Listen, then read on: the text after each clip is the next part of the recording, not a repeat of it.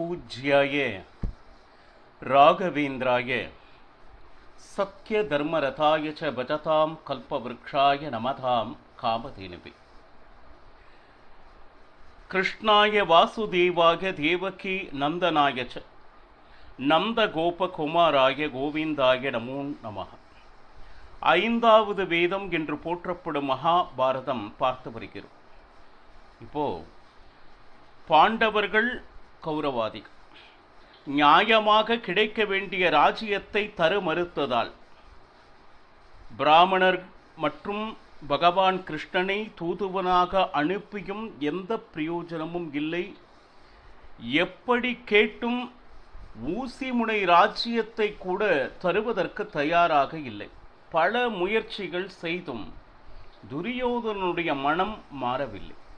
சரி, இப்போ பாண்டவர்கள் தூதுவனை அனுப்பியது போல் கௌரவாதிகளும் துரியோதனன் என்ன செய்தான்னா, சகுனியினுடைய மகனான உலூக்கனை தூதுவனாக அனுப்பி இவ்வளவு அவமானத்தையும் தாங்கிக் கொண்டிருப்பவன் ஒரு சத்திரியனா?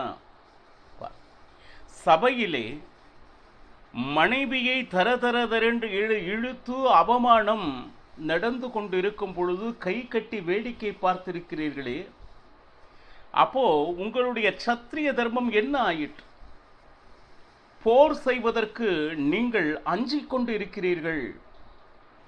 நியாயமா பார்த்தா தர்மராஜனுடைய வார்த்தைக்கு கட்டுப்பட்டு பீமார்ஜுனர்கள் கை கட்டி இருந்தனர். அது தர்மத்திற்காக என்பதை அறியாது எவ்வளவு பாருங்க, மெழுகு வீட்டில் உயிரோடு எரிக்கும் போதும் சரி, விஷம் வைத்து இவர்களை கொல்ல எத்தனித்த போதும் சரி, சபையில் அவமானம் நடந்த பொழுதும் யாரால் இப்படி தாங்கிக் கொண்டிருக்க முடியும்? அப்படி தாங்கிக் கொண்டிருந்தால் அவன் சத்திரியனா என்கின்ற கேள்வியை துரியோதனன் எழுப்புகிறார்.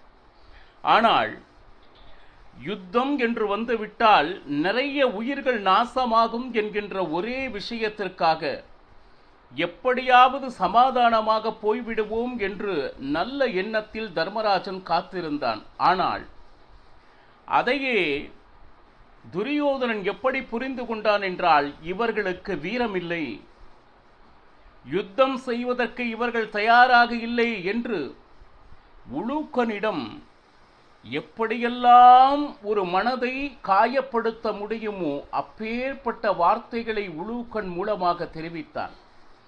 பாண்டவர்களை மட்டும் அல்லாது பகவான் கிருஷ்ணனையும் தூற்றி பேசி, ஒரு மாயா வித்தைக்காரன் பகவான் கிருஷ்ணன், இந்த வித்தையெல்லாம் எனக்கும் தெரியும், வெறும் வித்தை காட்டுவதால் யுத்தத்தில் ஜெயித்துவிட முடியாது என்று எவ்வளவு கீழ்த்தரமான உபதேசங்களை அளிக்க முடியுமோ இதனை அளித்தான் துரியோதனன்.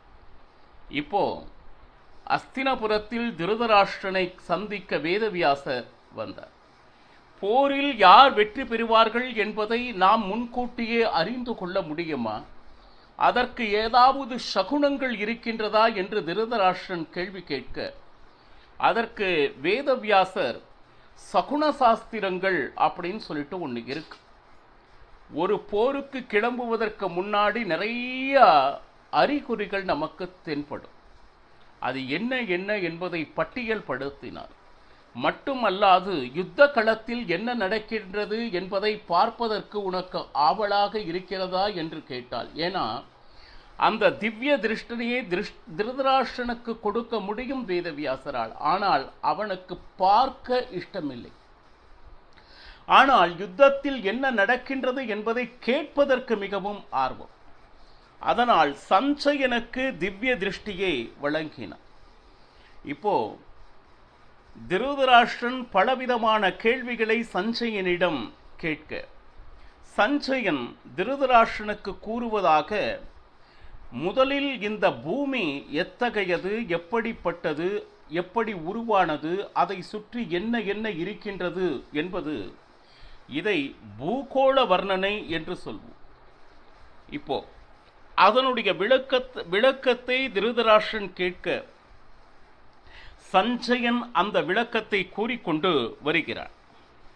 மொத்தம் 24 விதமான விஷயங்கள் இந்த பூமியில் உற்பத்தி ஆகின.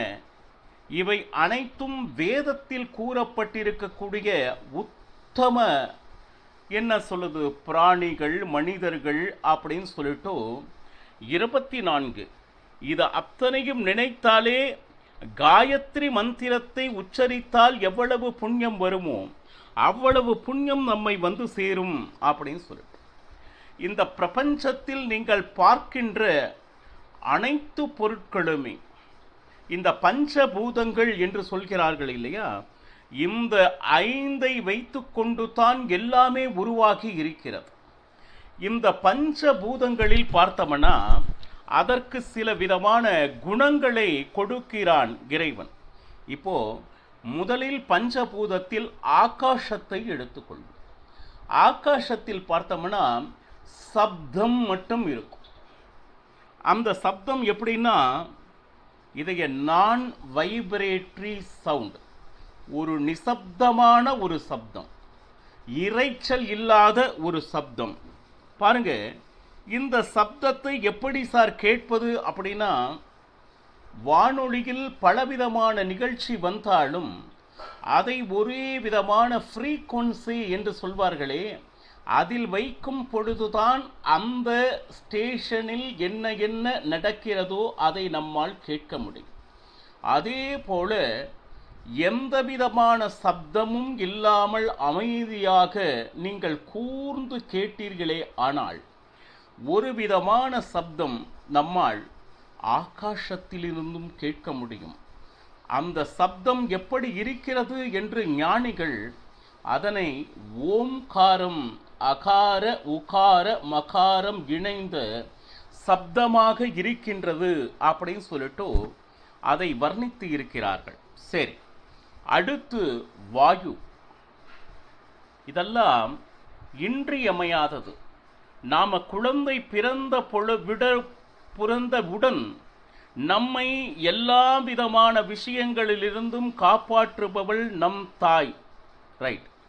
ஆனால் அதற்கு முன்னமே நமக்கு தாயாகவும் தந்தையாகவும் இருந்து இந்த பூமியில் மனிதர்கள் மட்டுமல்லாமல் அனைத்து வஸ்துக்களும் வாழ வேண்டிய அனைத்து வசதிகளையும் இறைவன் ஏற்படுத்தி கொடுத்திருக்கிறார்.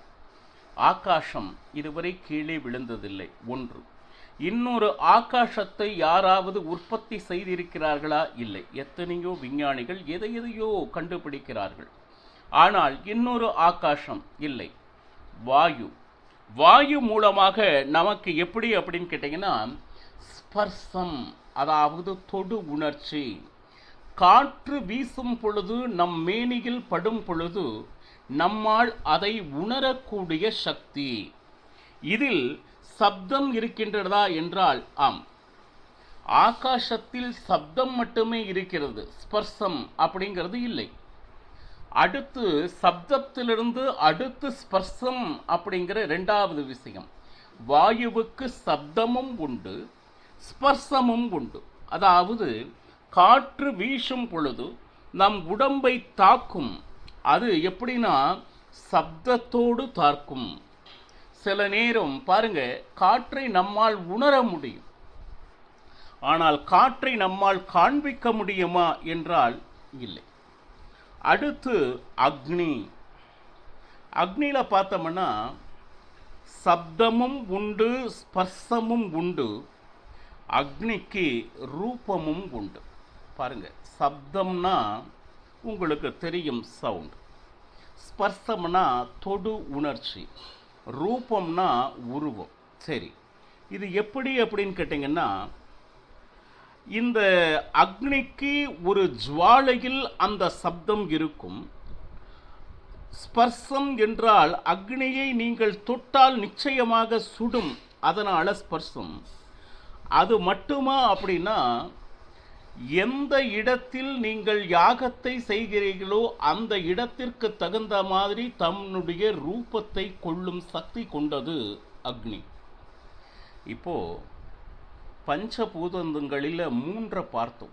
ஆகாசம், வாயு, அக்னி. அது போக அடுத்து நீர்.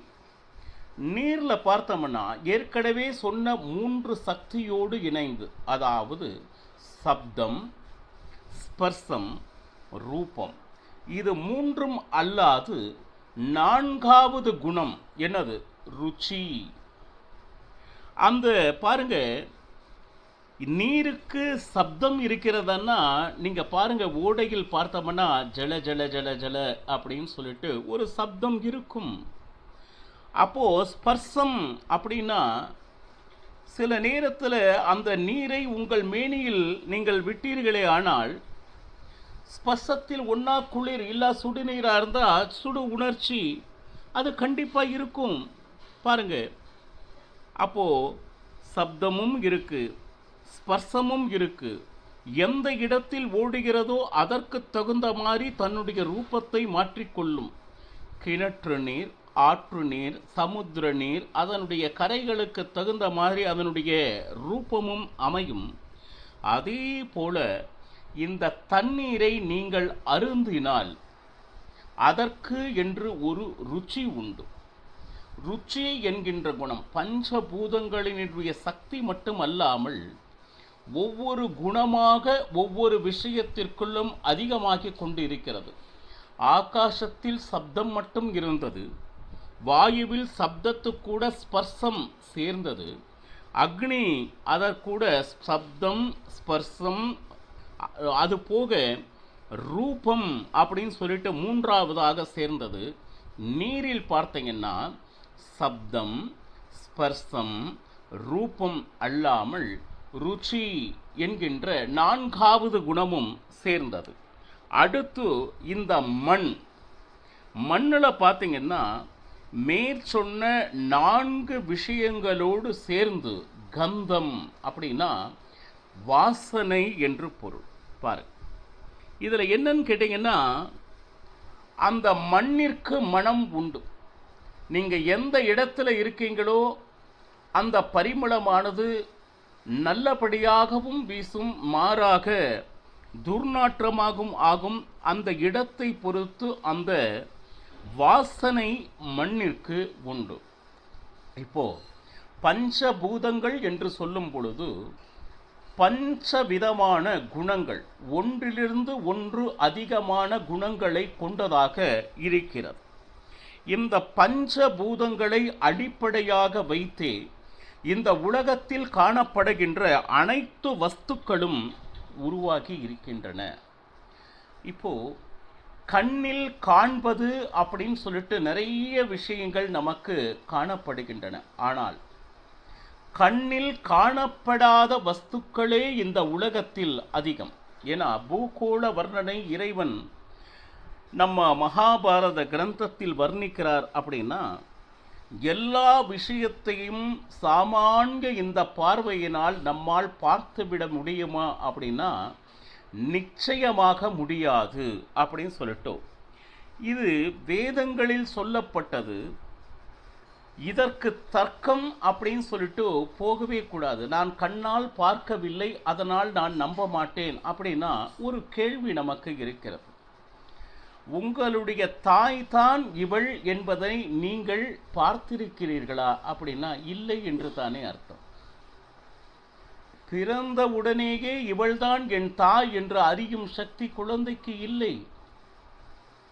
தன் அருகிலேயே யாரோ ஒருவள் இருந்து எனக்கு வேண்டிய பணிகளை செய்து கொண்டிருக்கிறாள் என்று நம்புகிறது. ஏன்? ஒரு குப்பத்தேட்டியில் ஒரு குழந்தை இருக்கிறது, அதை எடுத்து அது அறியாத வயதிலிருந்து உணவு கொடுத்தாள். அந்த தாய் நிச்சயமாக அந்த பெண்மணியை தாய் என்று அந்த குழந்தை நம்பும்.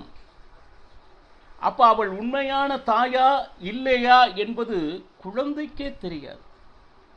அதே போல தந்தை தாய் காண்பிப்பதால் மட்டுமே இவன் தந்தை என்று நான் நம்புகிறேன்.